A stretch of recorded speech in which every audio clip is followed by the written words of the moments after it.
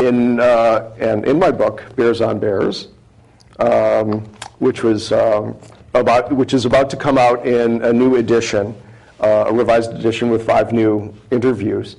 By the way, the book is a collection of interviews and discussions with 57 men from all over the world on every aspect of bear community and psychology.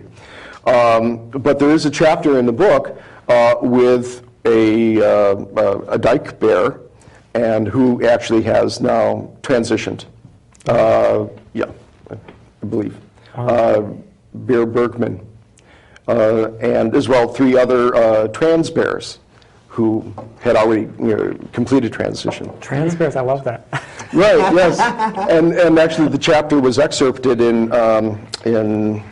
Transgender Tapestry, excuse me. Oh, yeah, yeah. Right, Wow. so Cool. there's an aspect of this that clearly all segments of the queer community can relate to. Right. Sure. So, I mean, and there, of course, if we look at, well, why bears? I mean, there are moose are hairy and big, but why bears? And I think it's partially having to do with some of the spiritual or totemic aspects of the creature, of the animal, that we have related to, and so in some ways calling yourself a bear is evoking that, although there are plenty of guys who do not relate to that aspect of beardom. Well, and I think there, for some, maybe there is just that, when you think about a bear, you think about a large, powerful creature. Yes. Somebody who definitely has a presence and is in their own presence. Yeah. And I'm sure we all like to feel powerful in our own lives. Sure. But. And I can tell you, as a woman, I've always liked what I call teddy bear guys. Big guys that, it's a funny thing, but I think there's an aspect of a need to be protected kind of thing, and I want to disappear in a guy's arms, kind of, I want a big guy that I do. I know that's sort of what I'm attracted to, and so I've always called them. Someone who can warm up the whole bed. Yeah. Before she gets in it. Yeah. I don't know. That's just me personally, but I always call them teddy bear guys. But I'm not sure where that came from exactly. But it's interesting. The whole bear thing. I'm going to go on a little tangent here.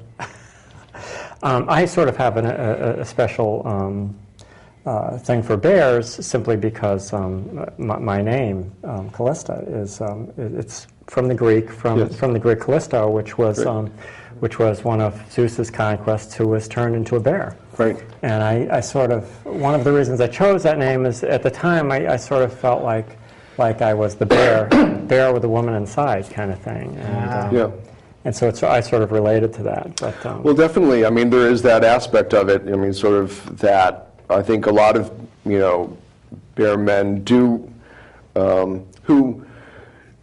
who are perhaps more thoughtful about their involvement or their identification as a bear relate to. I mean, because it calls up these characteristics that I mean there are also negative characteristics of bears too. But when you're looking for an archetype to base on, then.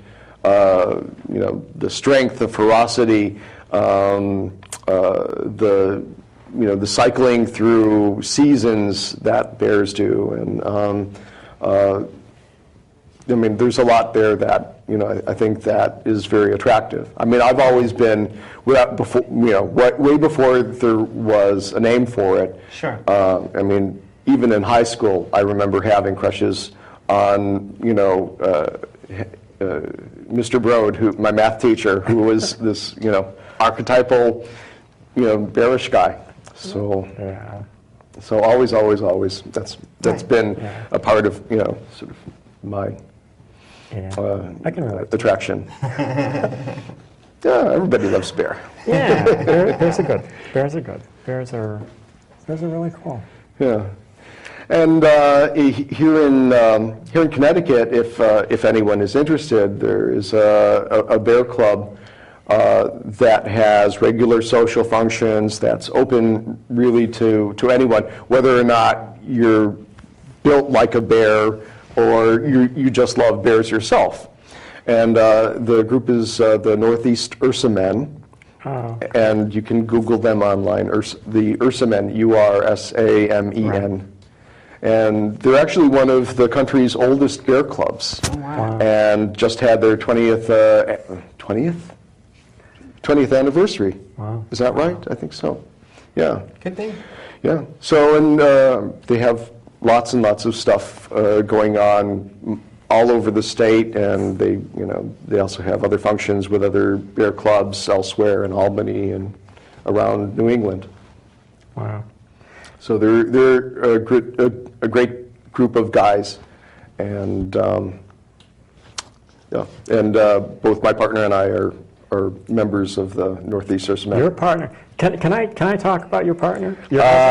Just briefly. I suppose you can. It's your show. I don't want to embarrass him. Your husband. I'm afraid we don't get cable because we have AT&T. Okay, so he's not going to see this. All right. Well, he'll never know. So just he can see it on YouTube.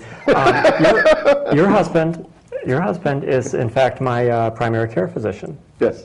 A wonderful man who I love dearly, and who's been my physician for a long time. Great guy, and it's funny. He played a very big part in my transition. I'm not going to get too long-winded here, but he was I think the first doctor that I had that I was ever really truly comfortable with, and he wasn't. Once I reached that point where I decided that I had to do something, he was the first person I talked to, and he immediately sent me to the gender identity clinic. Said you need to go talk to these people, and he's sort of been involved in my transition ever since, and a wonderful guy, and hopefully we will see him later at the we go for pizza after, and hopefully we'll get to see him later. But At an undisclosed location. Well, everybody knows anyway. Everybody knows. But yeah, great guy. Yes. Well, Wonderful guy. thank you very much. And I have been trying to get him to come on the show. In fact, I talked to him recently, and I said, your husband's coming on the show. You could come on with him. And he said, nice try. So That is a good try. That is a good try. So, no, he's happy letting me, take the heat, so to speak. Yeah. But he's a great guy. We met at the Lambda Literary Conference in P-Town coming up on 5 years ago. And we had actually known of each other before we actually met. I'll just make it's a long romantic story, and Well, we have time. Oh, good. Well, Depends on what you want to get through. We'd love to hear it. Well, the Reader's Digest version of it is that he had known of me because his partner had a copy of my book, Bears on Bears. And so he had seen the book and seen my name around the house for a number of, for a while before we actually met. And I was living in Providence at the time. And I had a gay doctor, a really great gay doctor in Boston, where I had been living before. Sure. But